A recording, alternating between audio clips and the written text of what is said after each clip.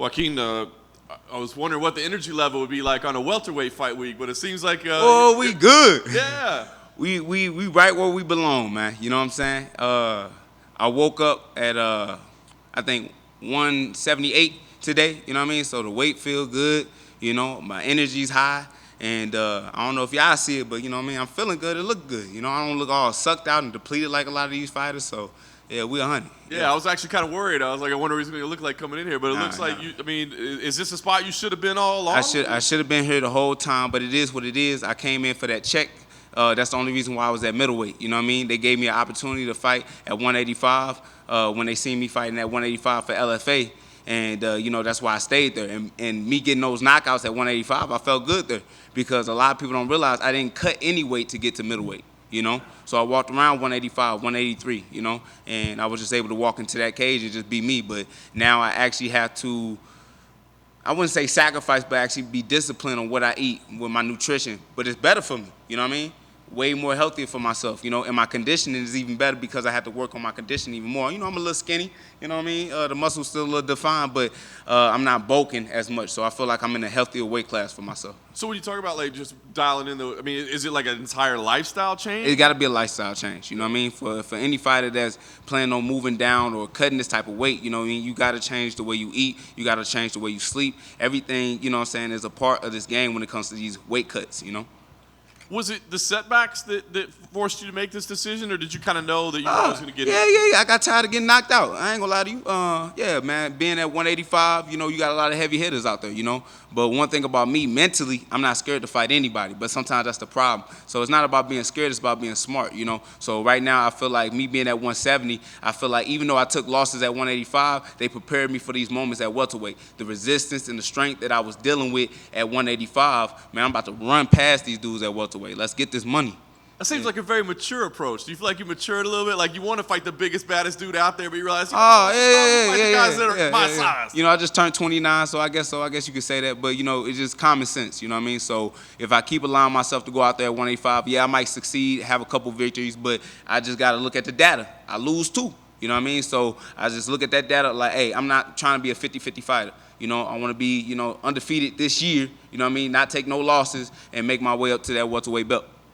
The lifestyle change hasn't forced you to change your approach to social media, right? You're still No. Social media is the most important part. You already know that, you know. And I feel like, you know, my biggest thing I learned from you guys, you know, is constant work every day, man. Being able to put yourself out there or promote other people and stuff like that. So right now my mind has changed and it's been shifted, not as just a fighter, but as a businessman when it comes to my platform.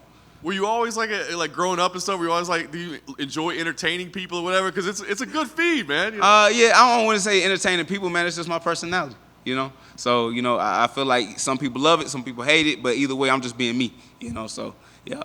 Nice. All right. Well, we got to focus on the fight right now. Matchup that you got here at Dangerous Guy as well. I mean, what did you think about this fight when they put it together? I think the UFC want me to catch a good body, you know. So this is a good matchup for me, though. You know, this guy is gonna come in there and try to bang. You know, he's gonna give me everything that I'm looking for, and it's gonna be exciting, you know, for me. You know, and I just feel like, you know, this is the time to show up and show out because of the fight cards, you know. And no disrespect to any other fight on there, but just for me, I just feel like ain't nobody finna do it like I do it, you know. So I feel like this is one of the fights that I need to go ahead and show out for the UFC. Nice. Last thing for me, you pick up a big win here. What's the goal? I mean, you were super busy last year. Didn't necessarily get all wins, but you were very busy. You've had some time in between fights. Like, what's the goal here? Shit, back to getting busy. you know, because Andre Fialho, he has his emotional support dog, whatever. Hey, I know it's Mental Health Month, you know, but what my therapy is that cage, you know, and I love stepping into that cage because I get to freely express myself, you know what I mean, without looking crazy, you know. So I feel like as more I'm consistent in the cage, the better I get every single time, you know. So I'm definitely trying to get back busy. Yeah.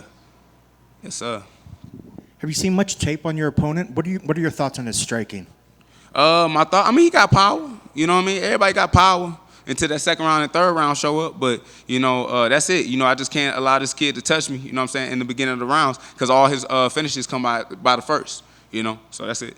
And since you're dropping down a little bit, do you feel like your stamina and your cardio is going to be able to go a little bit further with that power now that you've dropped down a bit? Man, I'm vicious right now, bro. You know, I don't know. I shouldn't even give out my little technique, man, but we've been doing something a little different. So the way that we've been training in the sauna, and I've been doing 5-minute rounds in the sauna for 3 rounds. You know what I mean? Yeah, which is just a minute break and hopping right back in that thing. But the power didn't go away. The whole time I kept the power. You know what I mean? So, yeah. We about to have a good time in this fight. Yeah. And you know, trading partners never trade punches. What are your trading partners saying about you? The move down. What are their thoughts on how well you're performing? And you said trading punches. Your training partners. Training partners. Okay, what about them again? I'm sorry. Well, you know, because the training partners, they won't pull any punches. They'll tell you what they're really thinking about you. Now that you've made this move, the guys that you're going and training with. Yeah. What are they saying about the difference? Well, they like to move for me. You know what I mean? And I wouldn't even say my training partners back in Michigan, but here at Extreme Couture, they keep it 100. And they keep it real. Sean Strickland, Chris Curtis, you know what I mean? Eric Nixick, man, you know, they keep it a buck, you know what I mean? Because, you know, I might not be a part of the team, but I feel like it's a mutual respect there, you know what I mean? And they never gonna have a biased opinion. And they done gave me some good tips for this fight. Yeah. Who are some of your favorite training partners over there at Extreme? Oh, man, Chris and Sean, for sure. Yep. Yeah. All right, and last for me, keys to a victory. What needs to happen to make sure you get your arm raised on Saturday? I'm going to do everything in my power to get my arm raised, you know, but at the end of the day, I want to show up and show out like I keep saying, and I want this to be one of the type of performances that, you know, leave Dana and leave the UFC staff and everybody saying, get that boy all the bonuses again, you know. That's the type of performance that I want to leave at the end of the day, you know. Best of luck. Thank you. Joaquin, what was it like, you know, training at Extreme Couture a couple years ago and then having to fight Chris? Yeah. And going back and Well, Albert first, then Chris. Right. You know what I mean?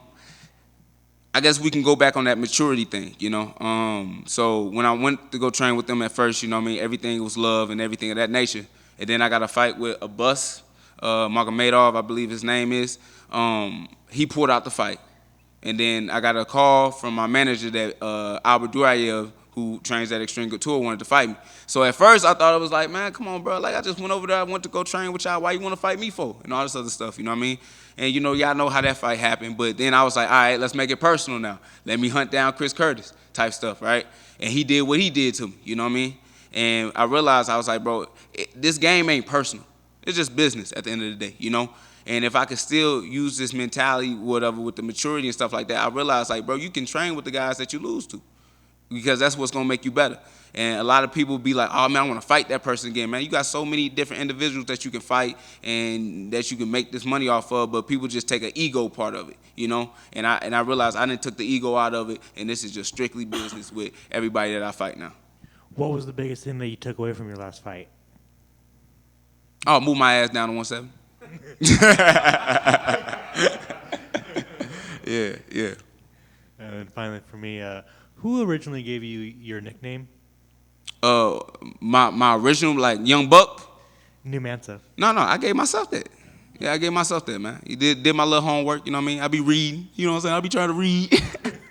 But my nickname, New Mansa, comes from this man called Mansa Musa. Historically, he was known as one of the richest men who have ever lived, you know, and he came from the Mali Empire. And, you know, I just thought for myself, you know, I think of myself as a king. I think of myself as, you know what I mean, somebody that's a leader and somebody that is always willing to explore, you know what I mean, new adventures and stuff like that. Because he's one of the people that as well did that with all the money that he had, and he searched for the new worlds. And like I said, I'm really not about to tap into too much, but I feel like, you know, America was discovered by certain people of a certain continent, you know what I mean, way before Christopher Columbus, you know. But that's a whole nother different conversation. But yeah, I got that name from Mansa Musa. Yeah. Awesome. Well, thanks for sharing that. Yeah. Joaquin, you mentioned something that's super important with fighters, as far as like having that reset in your mind, that business and branding, like the Joaquin brand. What are some things that we might have not seen you work on that you want to kind of throw out there? I don't really want to throw it out there yet. You know what I mean? We keeping everything, you know what I'm saying, under wraps. And when y'all see it, y'all see it. Yeah. Mm-hmm. Excellent. Thank you, sir. And it's not under wraps. You just disclosed that cut was super easy and how you would walk around at middleweight. I'm assuming that it was just giving up a little bit of muscle, to get Yeah. to 170? 'Cause Yeah. you're not a small guy anyway. Class. Yeah, exactly. It's not- It was the muscle. Like I said, you know, I'm a little bit skinnier right now. I'm not as bulk. But like I said, it's healthier for me. I've been eating clean, man. I've been eating salmon, chicken, rice, the same crap every single day. You know what I mean?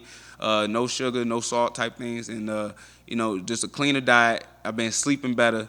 And I'm just having a regular routine where we working a lot of conditioning more than we, you know, lifting weights and doing all this other stuff, you know. So, yeah, I feel good right now.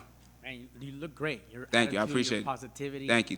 That almost seems like it just brought a whole new longevity. Yes. Your career. That's the perfect word for it. Yes, sir. Sure. And last for me, you mentioned whole mental health and you know your consistency in the cage. Some people would look at this as chaos, but Yeah. this cage is your therapy. Yeah. Yeah. I mean, I really grew up in chaos, you know what I mean? I didn't seen the trenches, you know what I mean? So for this, being in the cage and doing what I'm doing, you know what I mean, it's a safe environment. We got a referee in there, you know. If anything was to go bad, he would stop the fight immediately, you know. So I feel like this is just a place where, like I said, I can freely express myself to my fullest potential, you know, because this is what I dreamt about since I've been a kid. Like, that's no cap, you know what I mean? So I say this is the 30th anniversary, I'm 29. That's all I've been thinking about is becoming a UFC fighter, you know? So now that I'm here and I'm doing what I'm doing, I don't want to miss out on the opportunity to show the world exactly what I'm capable of and what my true potential is, you understand? And for real, you know, with those losses that I had back to back, I really feel like me and Andre, you know what I mean, we do got to show out, you know? And ain't nothing promised in this game, but I really feel like with us having those 2 losses, we fighting for a contract. That's just my personal opinion. That's my mentality, and that's how I'm walking to that cage. I'm fighting for my job, and I'm gonna beat your ass for that job. Yeah. I cannot wait to see it. Thank you. New Mansa, new weight class. Thank you. Good luck Saturday. Hey, that's 100.